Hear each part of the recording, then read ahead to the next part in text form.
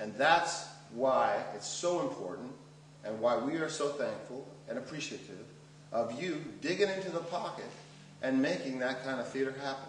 That is, not only are you able with that to create theater, but you're also able to affect change. You're also able to inspire youth. With our education programs, we have situations where we have been able to give a voice to a child that was shy, reserved, could not stand up in front of a classroom. It's not necessarily about theatrical training. It's about giving voice and confidence to people. And why, and how important that is for a child in an environment, particularly in California and throughout the country, where the first thing we seem to cut in our budgets is arts education. And the other thing we seem to cut is physical education. And these are two things that are more important, I guarantee, than any math class. Because I failed.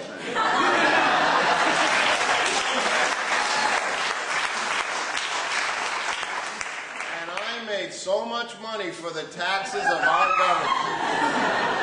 So I testify to tell you that the little money that was thrown my way from my state government in New York when I was doing street theater in the early 70s in New York City, I got paid $50 a summer, and I was so happy to be paid $50 a summer. I did 5 summers of that. That's $250 of investment of United States government money that wound up, boy, did they make a windfall of me. And it's true, it's what, if you invest just a little bit, and you find this with microfinancing in third world countries, you invest a little bit of money into someone's dream, and it will produce results. It is so important. Where the failings of the vision of our leaders, we have to make up for constantly. We have to be the leaders. It's us that are leading this country. We can't wait for any politician, any elected politician. And I realize there's a couple in the crowd, and God bless you. And I'm sure that you are the more, because you're in this room, I'm sure you are the ones that want this kind of funding. But we can't wish that the government is going to solve our problems. We have to take action within our own communities. We have to feel the responsibility for our own communities, and that means not only keeping them healthy as far as the environment goes, and keeping them healthy as far as their social programs go, but also keeping them healthy as far as their cultural environment.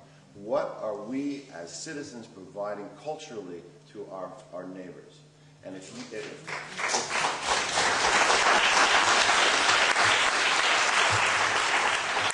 so you should feel good about being here and supporting this organization. I would also encourage you to go to our website,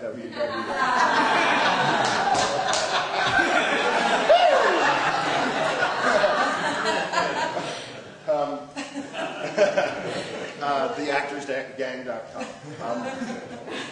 But it is a struggle, and it's something that we are all constantly dealing with. How does a nonprofit survive when you go to the gas tank and it's like $80 the other day to fill the car? Where do you find the money in that world to give to an arts organization? And I'm here to I don't know if an easier way to bring it up than to just bring it up. It's water. It's gold. Good, clean, Northern California water. It's from the lake.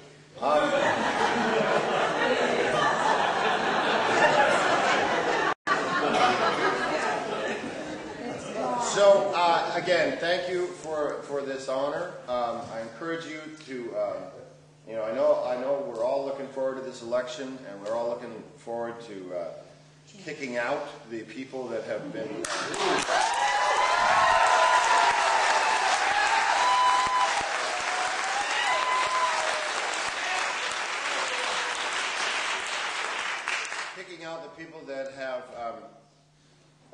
taken a country that was highly respected and dreamed about all around the world and turned it into some other bastardized version of neoconservative dream that has wound up corrupting our Constitution, our way of life, our economy, and our children's future.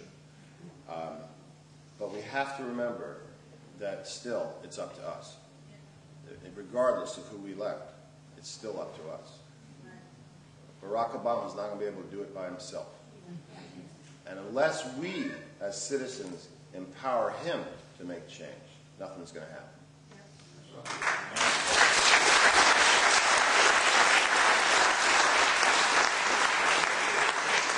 And how that manifests, I'm not sure, but I know I've seen an awful lot of great community organization happening throughout the country, new groups springing up, and I believe and I have great hope in the future of our democracy, and I think it's mainly that hope is coming from new technology. We've seen kind of a paradigm shift recently where the same old came out of the major media about Barack Obama and Reverend Wright, and they tried to kill his candidacy. And he went on TV and he made a beautiful speech about racism, and the TV networks played it, a couple lines from the speech for a day, and then they went back to the Reverend Wright story. But something else happened in the meantime. His speech was posted on YouTube, and millions of Americans heard Barack Obama's entire speech, and were able to make up their own minds about what they felt about this. This is something we have not been able to do in recent history. This is something that they've been almost successful at achieving. The idea of one media, one message. Well, the gig is up on that. And millions of Americans understand that to be true. That we now have other sources of information. We now have other journalists, well-respected journalists, have started their own websites outside of the major media and are telling truth to power. And that is the biggest and most exciting development over the past few years. I would only encourage you, I know this is not about theater, and this is not about Commedia dell'Arte, but I will encourage you that if there's any whispers, and it usually will come from a moral point of view, whispers about how we must put limitations on the internet, how we must have control. Resist, resist, resist.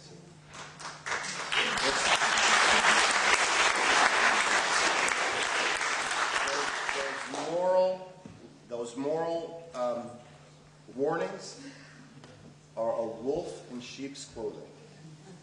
Before you know it, you will not be able to read Robert Shear on the internet. You will not be able to hear Amy Goodman.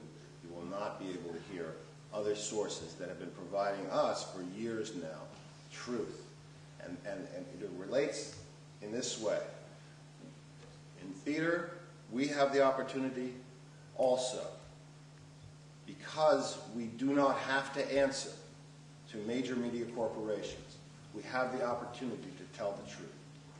And so I think the future lies in some kind of beautiful marriage between the internet and theater. I put that in your minds. Run with it. And thank you so much for coming.